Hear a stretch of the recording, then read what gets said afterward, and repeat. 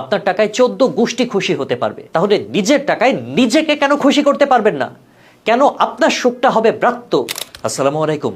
দূর প্রবাসে নিজের রক্ত ঘাম ঝরিয়ে যারা পরিবারের মুখে হাসি ফোটান, তাদের আত্মত্যাগ প্রায়শই লোকচক্ষুর অন্তরালে রয়ে যায়। এই গল্পটি তেমনি একজন প্রবাসীর অব্যক্ত যন্ত্রণা, অদেখা স্বপ্ন আর একাকিত্বের অনুভূতিগুলো তুলে ধরেছে। প্রবাসে আপনি আয় করে সমস্ত টাকা দেনই তো, তার উপরে ধার করেও পাঠান। আপনি জানেন কি, এই যে আপনার ঘামে ভেজানো টাকা যারা ব্যবহার করে, আপনার মা, বাবা, ভাই, বোন, সন্তান, আত্মীয় স্বজন, তারা কি আসলেই আপনাকে নিয়ে ভাবে?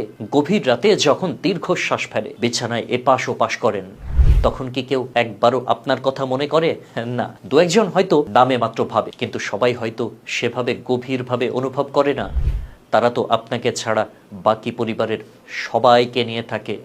কখনো হয়তো মনে হয় তাদের কাছে আপনি শুধু একজন আর্থিক সহায়তাকারী। আর আপনি কাকে নিয়ে থাকেন? একজন প্রবাসী শুধু এক বুক আশা নিয়ে থাকে। সে আশা কখন যে ফোঁটা ফোঁটা জল হয়ে চোখের কোণ গড়িয়ে নামে, টেরও পাওয়া যায় না।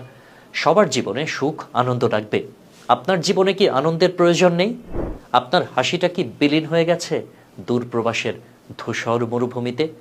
ভালো কাপড়, হাসি খুশিতে জীবন কাটানো, এটা আপনারও ব্যক্তিগত অধিকারের মধ্যে পড়ে ভাই। কেন নিজের মৌলিক চাহিদাগুলো বিসর্জন দেবেন?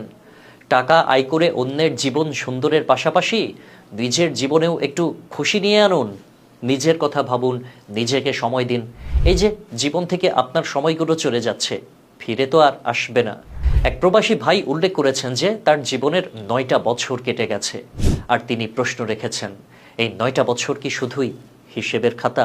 গ্রামের বন্ধুদের হয়তো আপনার জীবনে আর তেমনভাবে পাবেন না।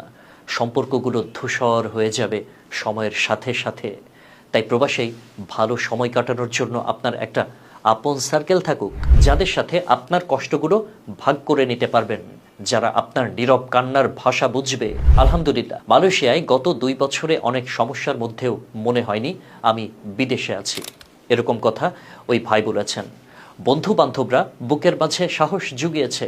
নিঃস্বার্থ ভালোবাসা আর দোয়া রইল তাদের জন্য। আল্লাহ তাদের ভালো রাখুক। আমি মনে করি রক্তের সম্পর্কের বাইরে বন্ধুত্বের সম্পর্কও একটা মানুষের জন্য সবচেয়ে গুরুত্বপূর্ণ আশ্রয়। শুধু বন্ধু নির্বাচন সঠিক হওয়া চায় যারা আপনার নিঃশ্বাসগুলোকেও বুঝতে পারবে। আরেকটা বিষয়, ঘুরতে যেতে টাকা লাগে, কিন্তু জানেন, যারা আমার সার্কেলে আছে, একটা লোককেও আমি দেখিনি যে কত টাকা খরচ করছে সেটার হিসেব করতেছে। তারা বোঝে জীবনের দাম টাকার চেয়ে অনেক বেশি। ওপারে তো যেতে কিচ্ছু নিতে পারবো না, শুধু এই জীবনের স্মৃতিটুকুই থাকুক। সবাই টাকা কষ্ট করেই আয়